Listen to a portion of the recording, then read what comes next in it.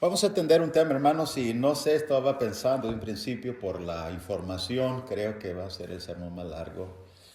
Generalmente estoy tratando de ser práctico, pero en esta es como un review, un repaso de toda la Biblia de un tema, y ya que es un tema muy importante, muy general, hay mucha información, así es que ten un poco de paciencia. ¿Cuál es el tema que vamos a atender ahora? El tema es acerca de la unidad de la iglesia, haciendo una pregunta, ¿es una opción o una necesidad? En este estudio miraremos básicamente no lo que nosotros pensamos, realmente queremos hacer una cosa y quiero invitar a hacer una cosa muy práctica, a confrontar lo que Dios piensa sobre la unidad, confrontarlo con lo que yo pienso sobre la unidad. En realidad es cosa real en la iglesia. Pablo dijo respecto a las divisiones, en parte lo cree, porque es necesario que haya divisiones para que sean manifiestos los que son aprobados. O sea, las divisiones es parte de la vida como el verano lo es para el invierno. Es algo real, no es algo que no debe estar allí. Es como en el campo, cuando el Señor sembró trigo.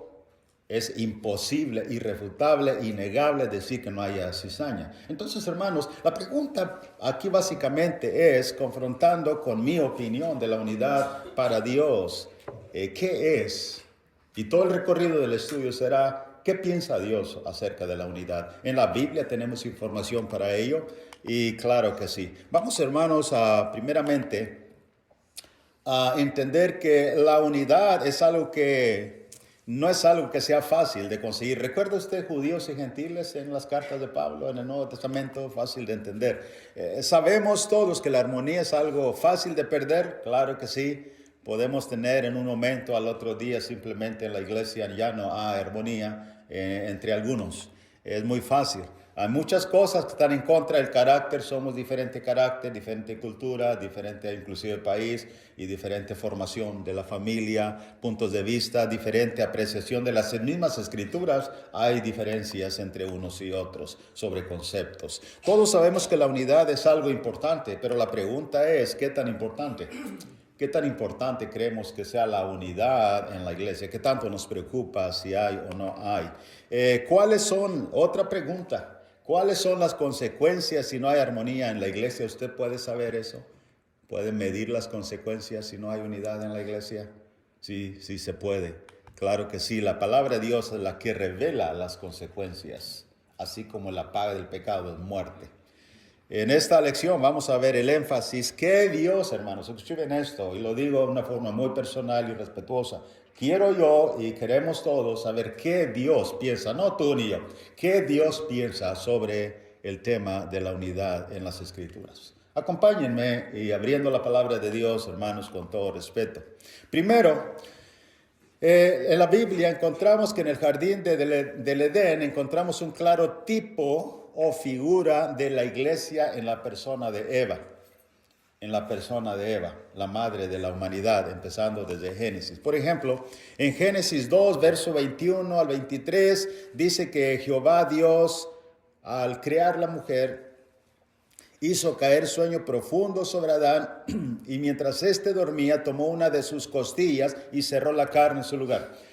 Sabemos claramente que en la carta a los de los Efesios se nos muestra la clara idea por qué él decidió no hacer de polvo a la mujer como hizo al hombre, sino que de la costilla, de la costilla. Y aquí está el claro ejemplo, hermanos, que nos lleva a nuestro tema.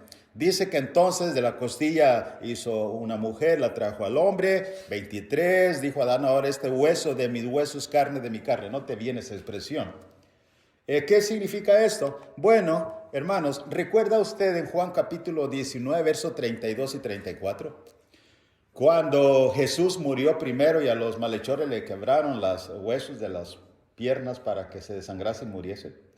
¿Recuerda usted lo que hizo aquel soldado cuando se acercó y verificó que Jesús estaba muerto? Dice en Juan 19, 32 al 34, que vinieron los soldados, le quebraron las piernas al primero, al segundo. Y cuando llegaron a Jesús, verso 33 de Juan 19, como le vieron ya muerto, no le quebraron las piernas. 34. Pero uno de los soldados le abrió el costado con una lanza y al instante salió sangre y agua. ¿Ves eso? El agua representa el bautismo simbólico. La sangre representa la que perdona y limpia tus pecados. Pero el punto aquí clave es, hermanos, ¿por qué este soldado abrió el costado? ¿Qué hizo Dios cuando hizo a Eva? Abrió el costado de Eva y de allí sacó la mujer. Cuando se abrió el costado de Jesús y a través de las dos cosas simbólicas, agua y sangre, Jesús sacó su iglesia, produjo su iglesia a través de sangre y agua. ¿De dónde provino los símbolos? De la costilla. ¿Entendemos eso, la conexión? Es increíble. Dice Hechos 20:28, con su propia sangre. Usted tiene que ver el costado de Jesús y Adán en su costado abierto. Va a ver que de ahí viene la mujer. Va a ir que del costado de Jesús somos consecuencia nosotros. Ahora, siguiendo la idea, note bien, en Efesios 5:31 dice que por esto el hombre dejará a su padre, a su madre, se unirá a su mujer. Las dos serán una sola carne. Una sola carne. Cuando unió a Dios, Adán y Eva, una sola carne. ¿Qué significa? Cuando Cristo se une con su iglesia, una sola carne, misma cosa. 20:32, grande es este misterio, dice Pablo, mas yo digo esto respecto de Cristo y su iglesia. ¿Ve esto? Unidad entre Cristo y su iglesia. Y la iglesia es el cuerpo. Y luego dice el verso 30, porque somos miembros de su cuerpo, de su carne y de sus huesos. ¿Ve eso? Somos miembros cada uno. ¿De quién? De Cristo, pero de su cuerpo, de su carne y de sus huesos, al ser miembros de la iglesia. Y esto claramente, hermanos, muestra unidad. En segundo lugar, los hebreos, su adoración siempre fue un tipo de la iglesia y la unidad que debe haber en la iglesia del Señor.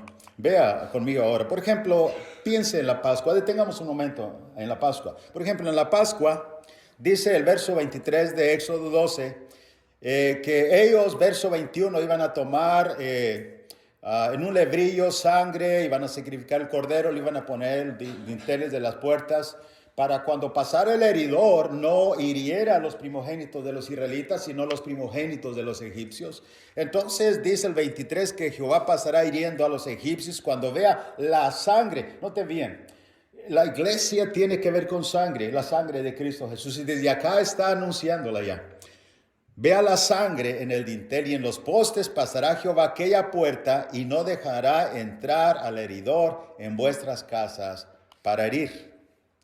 Pasó la medianoche, hirió a todos, había gran clamor y todo primogénito, hermanos de los animales, murieron. 29:30 de Éxodo 12, se levantó aquella noche Faraón, él y todos sus siervos y todos los egipcios. Hubo un gran clamor en Egipto porque no había casa donde hubiese un muerto. En la misma Pascua, esta salvación, hermanos, escuche bien esto, tiene que ver con una salvación simbólica del pueblo para la salvación de la iglesia. No pudo haber sido obrado si no ellos obraban unánimemente y haciendo exactamente cada uno lo que tenían que hacer. Por ejemplo, el cordero tenía que comerse en una sola casa. Vea esto, por ejemplo, 12, versículo 3. Habla toda la congregación de Israel diciendo, en el 10 de este mes, tómese cada uno un cordero según las familias de los padres, un cordero por familia. En la versión inglés dice que no va a sacar la carne fuera, claramente. Y en el 2:4 dice, mas si la familia fuere tan pequeña, en el versículo 4, que no baste para comer el cordero, entonces él y su vecino inmediato de su casa a su casa tomarán uno según el número de las personas, conforme al comer de cada hombre haré la cuenta sobre el cordero. Lo que tenía que hacer es que el siguiente de la familia era muy pequeña, tenía que juntarse, reunirse con esa familia, formar una familia, una casa. Esa es la clave, porque ahí solamente ese cordero no puede salir fuera. ¿Me explico? Y vea esto, hermano, sentido de unidad desde un principio en la mente de Dios. En el verso 14 y 15 de 1 Timoteo 3, habla claramente Pablo acerca de la iglesia, es como una casa. Citando verso 15 de sepas cómo debes conducirte en la casa de Dios, que es la iglesia. La casa, el cordero, ¿ok? Y si no es suficiente, porque ese cordero no va a salir y lo que queda hay que quemarlo. No te viene eso. Todo está dentro de una casa, cordero. La iglesia, Cristo como su cuerpo, ahora su casa, Él mismo es el cordero que se sacrifica en la Pascua. Esa es la conexión con toda la Biblia, hermanos. Después, otra cosa. El pan representa la vida sin pecado de los redimidos. De los redimidos. Por ejemplo, Éxodo 12:15, 7 días comerás panes sin levadura y así el primer día haréis que no haya levadura en vuestras casas, porque cualquiera que comiere leudado desde el primer día hasta el séptimo día, ¿qué pasa? Será cortado de Israel. Primera ocasión cuando Dios ya está hablando de cortar, será cortado de Israel. ¿Por qué? Por la levadura. Y hermanos, en 1 Corintios 5:8, que es el contexto, Pablo dice, así que celebremos la fiesta no con la levadura, vieja levadura, ni con la levadura de malicia y de maldad, no, sino con panes sin levadura de sinceridad y de verdad. Vea eso en la conexión. Ahora, siguiendo con la Pascua, hermanos, hierbas amargas representan los sufrimientos por Cristo. Éxodo 18:8, 12:8. Aquella noche comerán la carne asada al fuego y panes sin levadura con hierbas amargas lo comerán. ¿Qué representaba esto? Ellos iban a tener que sufrir. Los cristianos tenemos que sufrir. 1 de Pedro 4:12. Gócense y 13. Gócense por cuanto sois participantes de los padecimientos de Cristo. Misma cosa. Ahora vea esto, hermanos. En Israel, el Israel de Jacob era la representación misma del Israel espiritual. Misma cosa. Noten bien, Gálatas 6:16. A todos los que andan conforme a esta regla, paz y misericordia sean a ellos. Y al Israel de Dios. ¿Cuál es el Israel de Dios? La iglesia del Nuevo Testamento. Y el Israel hizo la Pascua a todos, hermanos, juntos. Déjenme levantar una nota que puse aquí de un escritor bueno. Dice él, un solo pueblo unido. Una actitud de peregrinos. ¿Por qué? Como ya preparados con su bordón, ¿se acuerda de eso? Con actitud de peregrinos, ceñidos los lomos, calzados y un silencio de expectación por el juicio que vendría. ¿Ok? Pasa el heridor. Eran verdaderamente un modelo adecuado del Israel espiritual, lo que debe ser la iglesia, el Nuevo Testamento. Redimidos por la sangre de Cristo, asociados con Él por una fe viva y unida entre sí por el amor. Tenemos testimonio de que el Israel literal es una figura del Israel espiritual o la iglesia de Cristo. Dios escogió a Israel como un tesoro especial. La fiesta de la Pascua tenía significado solo para ellos, así como la Santa Cena para nosotros. ¿Ves eso? Ahora, hermanos, tercer lugar, se haciendo un recorrido. El templo de Jerusalén simbolizaba la iglesia como un templo espiritual. Misma cosa, el primer templo que Salomón hizo. Primero de Reyes, capítulo 6, verso 1 al 2, dice que en el año 480, después que los hijos de Israel salieron de Egipto, el cuarto año del principio del reino de Salomón sobre Israel, en el mes de Sif, que es el mes segundo, comenzó a edificar la casa de Jehová. Y la casa que el rey Salomón edificó, Jehová tenía 60 codos de largo y 20 de ancho, y sigue hablando acerca de su inscripción. Más tarde, hermanos, piensen esto, ¿qué necesidad había de que Dios permitiera y autorizaba, no a David, sino a Salomón, que le hiciera un templo? Primero un templo movible, después un templo de piedra, que hasta la fecha hay restos en Jerusalén y está allí. ¿Qué necesidad? ¿Qué es el punto? Representar la iglesia en el Nuevo Testamento.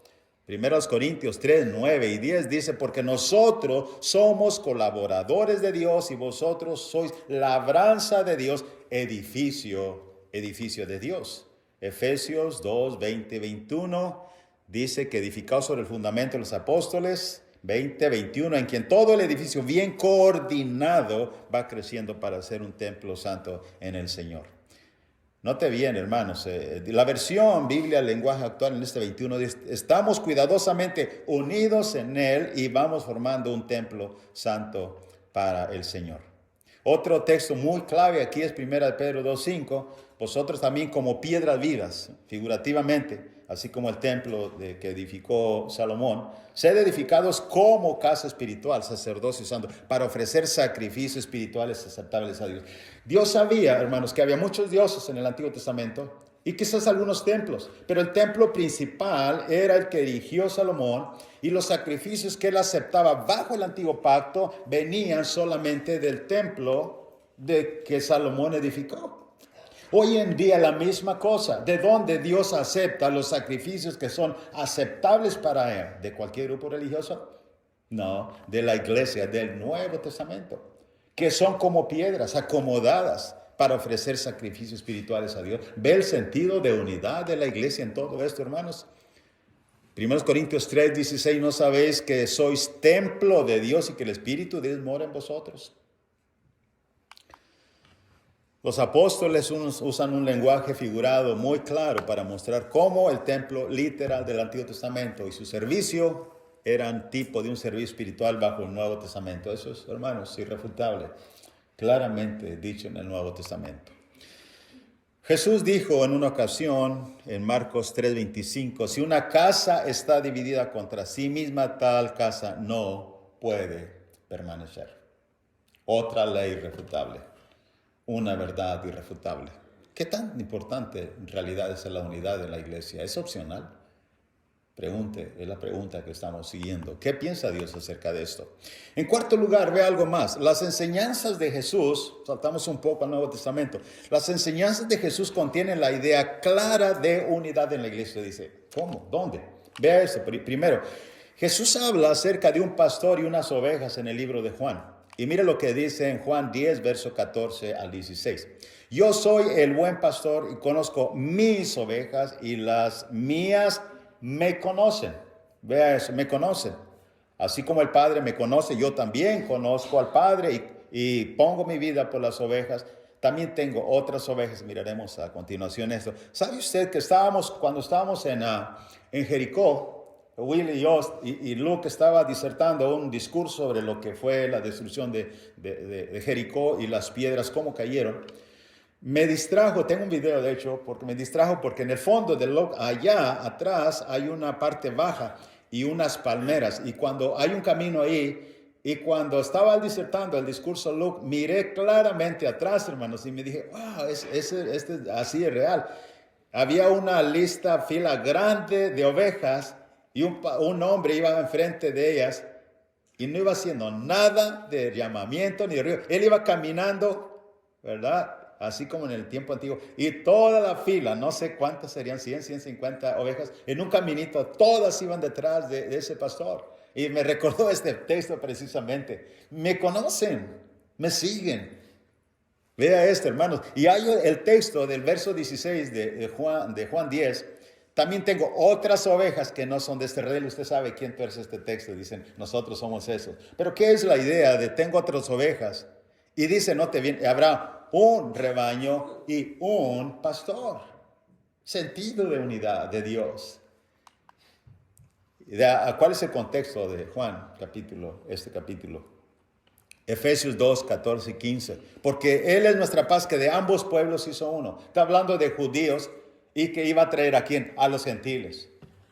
Ambos pueblos hizo uno, derribando la pared intermedia de separación. Verso 15, aboliendo en su carne las enemistades y la ley de los mandamientos expresados, para crear en sí mismo de los dos un solo y nuevo hombre, haciendo la paz. ¿Ve eso?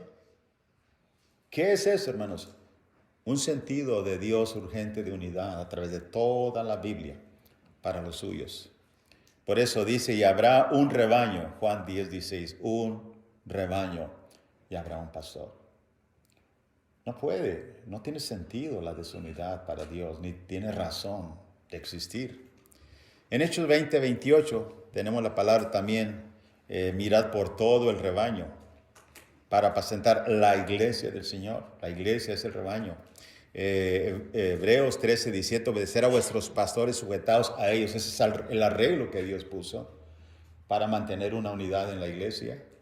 Mantener una unidad y está ligado con Cristo. Cristo pone pastores para que la iglesia se sujete a ellos. Si no hay sujeción a Cristo, no puede haber sujeción a los pastores. Si no hay sujeción a los pastores, no hay sujeción con Cristo y sucesivamente. No puede haber unidad. No puede haber una unidad si no cumplimos lo que Cristo manda. Note bien, hermanos, algo más que Jesús dijo, no solamente en cuanto al término pastor, sino también en cuanto a vid y pámpanos. En la primera parte del capítulo 5 habla de pámpanos. ¿Sabe usted qué es un pámpano? Un retoño, un vástago, renuevo, brote. Eso es pámpano. En Juan 15, verso 1 dice, yo soy la vid verdadera y mi padre es el labrador. En el verso 4 dice, permaneced en mí y yo en vosotros, como el pámpano no puede llevar fruto por sí mismo si no permanece en la vid, así tampoco vosotros si no permanecéis en mí. Note bien, hermanos, que el permanecer está ligado, todo, recuerda la clase del jueves. ¿Ok? Recuerda, un Padre, un Dios, un Espíritu Santo, un cuerpo, un Señor. Todo es parte de la unidad, los elementos deben estar juntos para poder ser posible. Efesios 5:13, porque somos miembros de su cuerpo, de su carne y de su hueso. Ese término habla que somos parte de la iglesia como un cuerpo y el cuerpo está unido, no está dividido entre sí mismo. Él dijo, porque separado de mí nada podéis hacer. Juan 15, verso 6, el que en mí no permanece. Esa palabra en mí es muy importante. Ahora, ¿podemos, hermano, la pregunta, permanecer en Cristo y no estar de acuerdo en la iglesia con los unos con los otros? Eso es ilógico, no tiene sentido. Por eso, el concepto de la unidad de Dios, hermanos, va más allá de las expectativas de nosotros, va más allá. Es algo completo, es algo perfecto. De ahí que, otra cosa, déjenme explicar una cosa. Algunos sostienen, me tengo que hacer un paréntesis, algunos sostienen aquí que los pámpanos de la vid representan las diferentes iglesias y denominaciones y tratan de formar las divisiones con la parábola del anterior. Nota palabra cuando dice, vosotros sois los pámpanos dice Cristo, algunos interpretan así, un pámpano es una iglesia, otro pámpano otra iglesia, es que todos vamos a ser salvos de todas las iglesias. Es así en realidad. Y hago esta aclaración por lo siguiente, hermanos. Hagamos una aplicación con sentido común. Si fuera verdad, entonces se deduce lo siguiente. Número 1, si las diferentes denominaciones fueran ramas de la vid, recibirían vida espiritual de ella, ¿correcto? Y producirían, ¿qué? El mismo fruto. Tendrían un mismo sentir, Filipenses 3:15, estarían unidas en una misma doctrina, en una misma adoración, etcétera, en fe, esperanza. Hablarían de lo mismo y por consecuencia, ¿qué cosa? Hermanos, ya se pondría fin a las divisiones religiosas en el mundo. Vea usted desde ese punto de vista. La unidad en el mundo religioso es la Biblia y Cristo Jesús. La unidad en la misma iglesia entre miembros es, ¿qué cosa? Cristo Jesús y la iglesia, la unidad entre ellos. Así que, hermanos, 1 Pedro 4, 17 y 18 dice esto, una argumentación a que dice, no, los pámpanos son las iglesias. Pero mire este texto, 1 Pedro 4, 17 y 18. Porque es tiempo de que el juicio comience por la casa de Dios. ¿A qué se refiere? La iglesia. Si primero comienza por nosotros, dice Pedro, incluyéndose como miembro de la iglesia de Cristo, ¿cuál será el fin de aquellos que no obedecen al evangelio de Dios? Y si el justo con dificultad se salva, ¿en dónde aparecerá el impío y el pecador? ¿Qué esperanza tienen los que no pertenecen a la iglesia del Señor Jesús? Cero posibilidad de salvación. Ahora, hermanos, déjenme decirle en quinto lugar, la oración de Jesús al Padre muestra no solamente sus enseñanzas sobre un pastor, un rebaño, una vid, etcétera, sino también Él habla de su oración, muestra la eminente necesidad de unidad en la iglesia en Juan capítulo 17, versículo 20 y verso 21. Dice, mas no ruego solamente por estos. Y note bien, se abre una ventana a lo hermoso que es cómo Cristo pensó en nosotros en el tiempo futuro. No ruego solamente por esto, sino también por los que han de creer en mí, por la palabra de ellos, de los apóstoles. Hoy en día nosotros repetimos, hermanos, amigo oyente, las claras lecciones de los apóstoles y muchos creen por la enseñanza apostólica. Jesús oró también por nosotros. No ruego solamente por estos, sino también por los que han de creer por la palabra de ellos. Verso 21. ¿Para qué? Para que todos sean, ¿qué? Estén divididos, inconformes, para que todos, dice Dios, sean uno, dice Jesús. Para que todos sean uno, como tú, oh Padre, en mí, yo en ti. ¿Qué discrepancia hay entre el Padre y el Hijo? ¿O el Espíritu Santo? Ninguno. Así como tú, oh Padre, yo en ti y tú en mí. Y la consecuencia para que el mundo crea que tú me enviaste.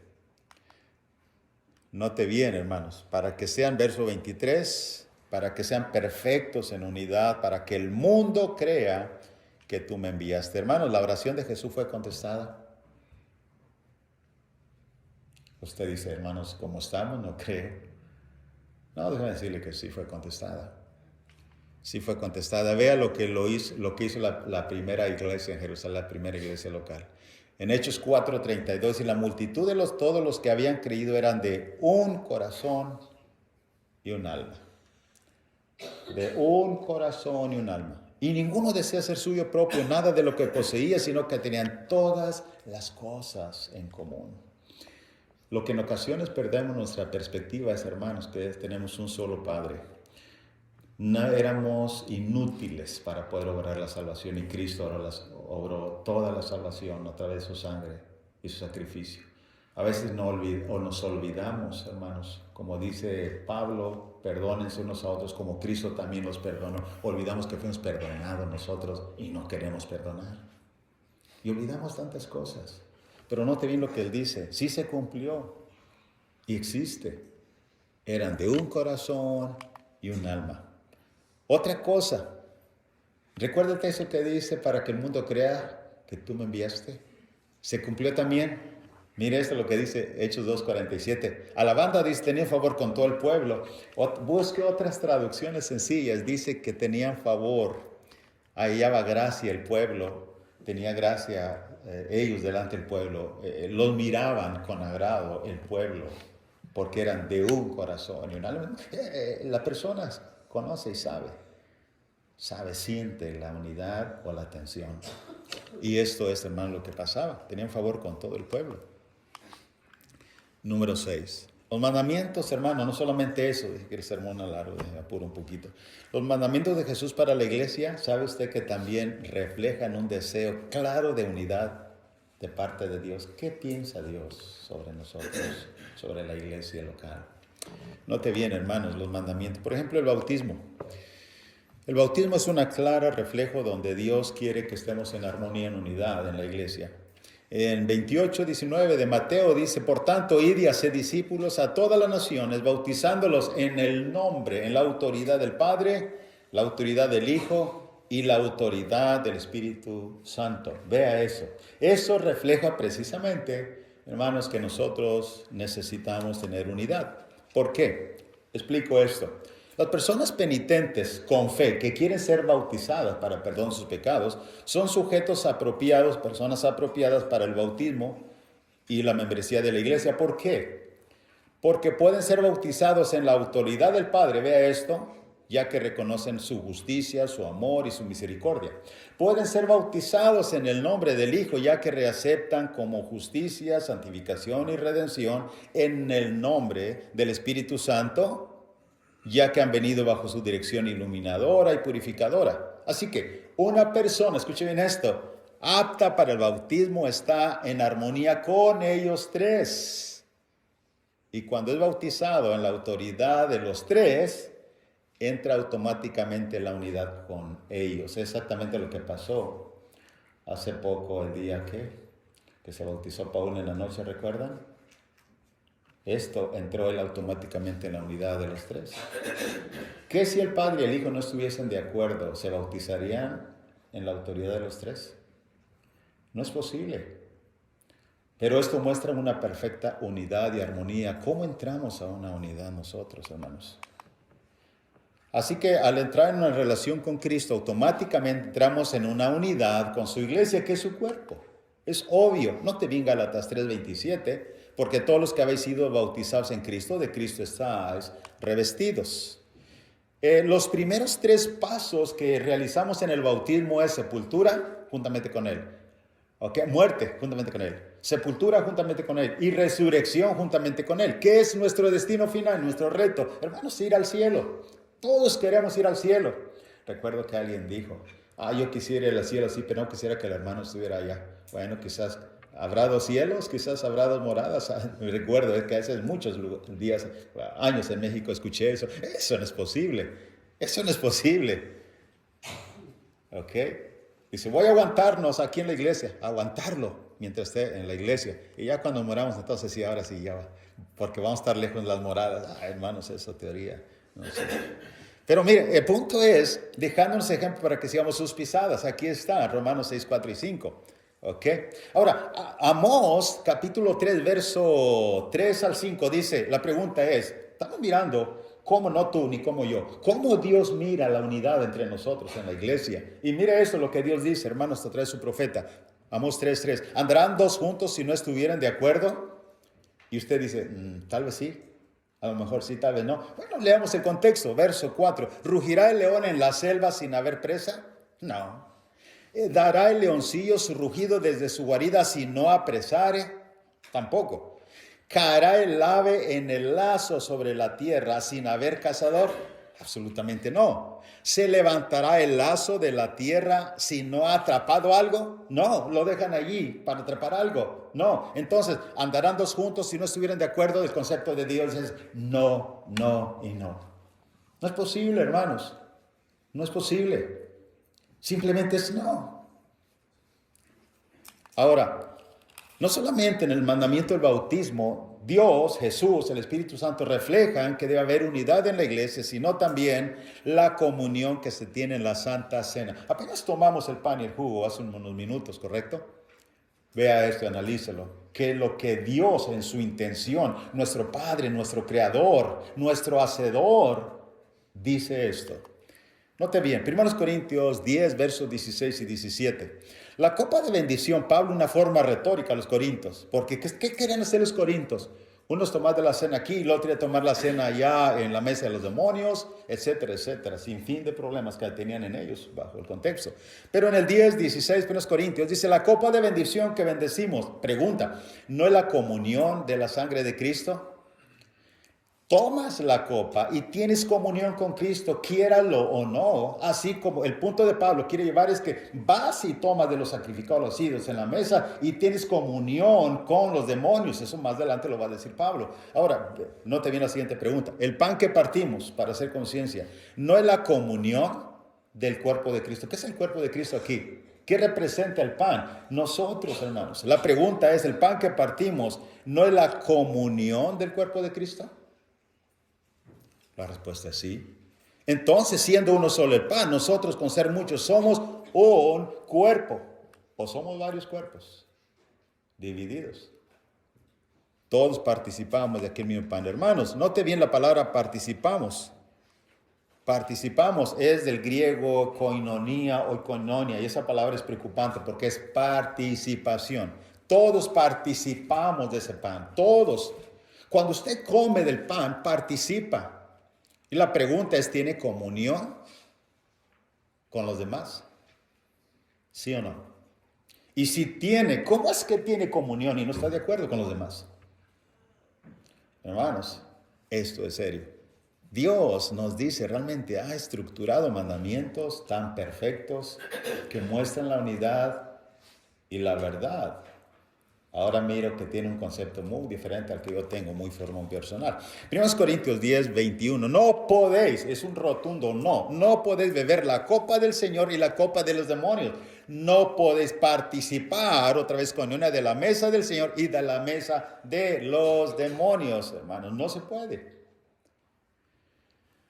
Algo inadmisible que no se puede admitir durante este mandamiento es, hermanos, primero, que no podemos tener comunión con Cristo en el jugo y no tener comunión con los demás miembros a través del pan. Es irrelevante, inadmisible.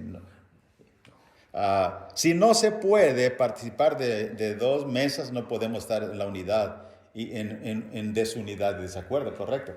¿Me explico lo que digo? Pablo dijo que no podía comer de los demonios y comer de la mesa del Señor.